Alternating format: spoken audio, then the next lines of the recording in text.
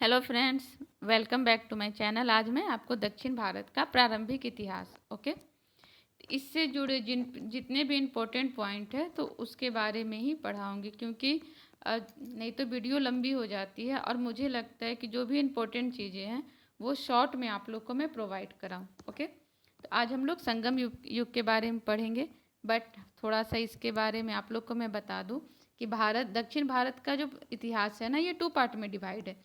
एक है आपका 100 से 300 ईस्वी तक का, जिसे संगम युग के नाम से भी जाना जाता है। इसमें तीन जो राजवंश है उनके बारे में ज़्यादातर वर्णन है। चेर है, चोल और पांड्य के बारे में। ठीक है। एक है आपका, वो है आपका 500 से लेकर 1200 ईस्वी तक का टाइम। इसमें आप लोग क्या पढ़ोगे, तो पल्लव, राष्ट्रकूट, चालुक्य और चोल के बारे में। तो ये वाली आप लोग को मैं सेकेंड वीडियो में इससे भी जुड़े जितने भी इम्पोर्टेंट पॉइंट होंगे वो प्रोवाइड करा दूंगी। आज आप लोग को मैं संगम युग का जो भी इम्पोर्टेंट क्वेश्चन है, वो पॉइंट जो भी बनेगा वो आप लोग को मैं करवाऊंगी। तो चलो वीडियो को स्टार्ट करते हैं। संगम युग, तो देखो संगम युग, संगम काल, तो इससे तात्पर्य क्या है, तो दक्षिण भारत के आरंभिक इतिहास का ये वो युग था जब तमिल कवियों द्वारा बड़ी संख्या में तमिल कविताओं की रचना की गई थी। और संगम शब्द कवियों के समागम या एक साथ आने को बतलाता है। तो आपको मैं बताएं ही कि संगम का मतलब ही होता है गोष्ठी या सभा।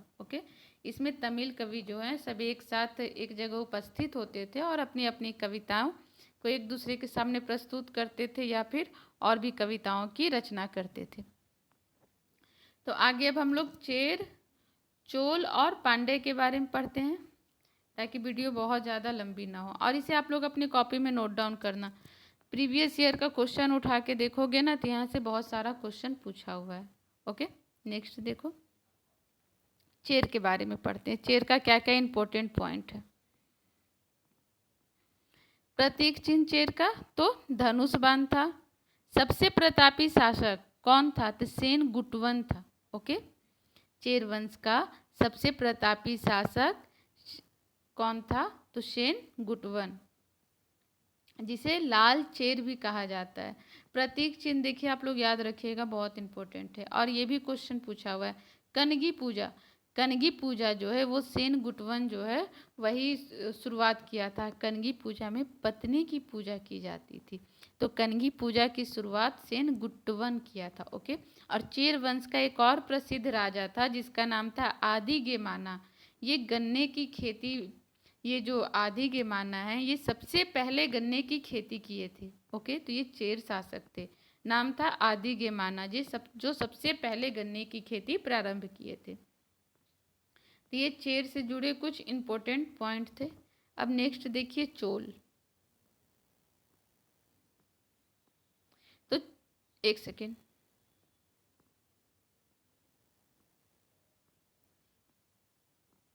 चोल वंश, तो चोल वंश का प्रतीक चिन्ह क्या है, बाघ है। राजधानी मंतूर, उदयपुर और तंजावुर।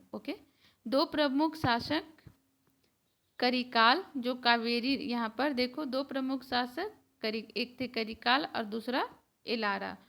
तो जो करिकाल थे तो कावेरी नदी के किनारे 160 किलोमीटर बांध का निर्माण करवाए थे। और प्रसिद्ध जो पुहार झील है वो कहाँ है, तो वो है आपका कावेरी पत्तनम में। इसका भी निर्माण करिकाल ही कराए थे। और ये जो एलारा है ये दोनों बहुत ही प्रतापी शासक थे। ये श्रीलंका को जीतकर 50 वर्षों तक शासन किए थे। ये श्रीलंका को जीतकर एलारा 50 वर्षों तक शासन किए थे। नेक्स्ट देखो, पांड्य साम्राज्य, ये बहुत इंपॉर्टेंट हो जाता है। देखो पांड्य साम्राज्य का प्रतीक चिन्ह मछली, राजधानी मदुरई। प्रसिद्ध शासक कौन था पांड्य साम्राज्य का, तो नेडियोन पांड्य। राजा के संरक्षण में संगम का क्रम यहाँ पर देख लो, जो 3 संगम हुई थी ना उसके बारे में। एक सेकेंड, इसे मैं थोड़ा और ऊपर कर देती हूँ। तो पहला हुआ था मदुरई में, किसकी अध्यक्षता में, तो अगस्त ऋषि का।